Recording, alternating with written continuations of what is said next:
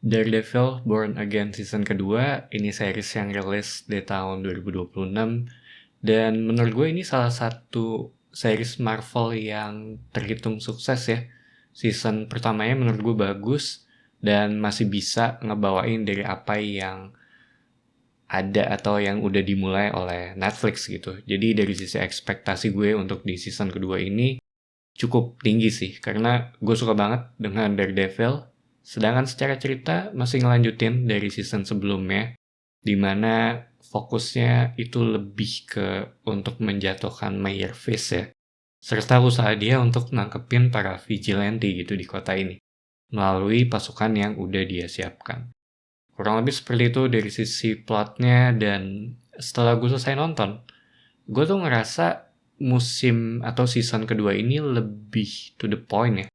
Secara garis besar juga sudut pandangnya tuh dibagi jadi dua, antara Kingpin dengan Matt Murdock, dan semuanya ya terhitung berimbang ya. Walaupun gue sendiri lebih berharap kalau fokusnya tuh lebih berat ke sisinya Matt gitu, karena balik lagi ini adalah seriesnya Daredevil gitu. Tapi kadang gue ngerasa kalau Kingpin punya banyak porsi dari sisi cerita gitu, walaupun ya dia emang karakter penting juga gitu.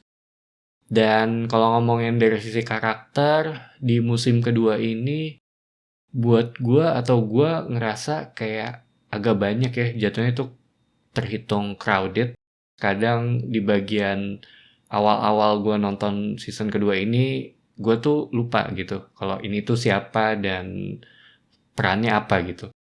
Terus sisi courtroom drama juga masih ada, sebab ya balik lagi ini masih berhubungan dengan pekerjaan dan kehidupannya Matt Murdock gitu. Jadi tetap dipertahanin di sini, terutama menuju akhir season kedua ya, yang menurut gua itu sangat wah banget gitu. Ya singkatnya mereka bisa ngebalansi antara courtroom drama dengan bagian action ya. Dan skillnya Matt Murdock juga berguna di sini, bagaimana dia tuh kadang suka diem sebentar buat dengar lingkungan sekitar dan clue-nya juga, terus menjadi lie detector berjalan ya. Tapi yang gue suka ada satu scene di mana dia slip sih antara Matt dengan Kingpin ya, dari sisi apa yang terjadi gitu. Itu ada di episode akhir-akhir.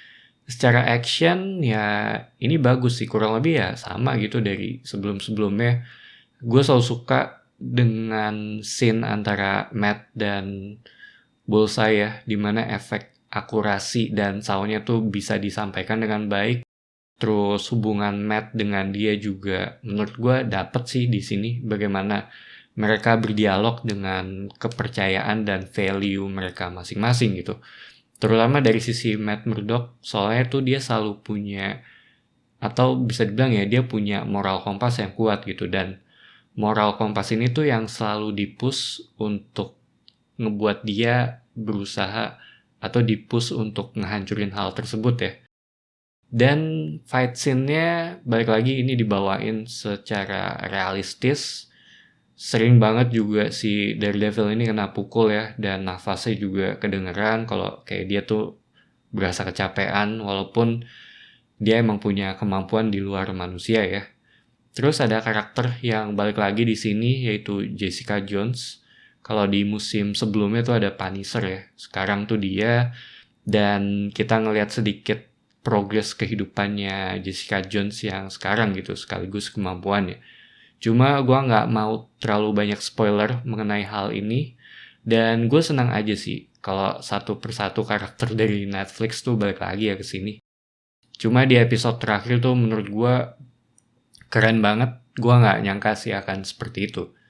So, Daredevil season kedua ini lebih baik dari sebelumnya. Episode terakhirnya tuh menurut gue keren banget, nggak nyangka ya akan seperti itu, dan gue juga penasaran gitu ke depannya akan seperti apa. Bisa dibilang ini salah satu series Marvel terbaik sih, jadi menurut gue sangat layak gitu untuk ditonton.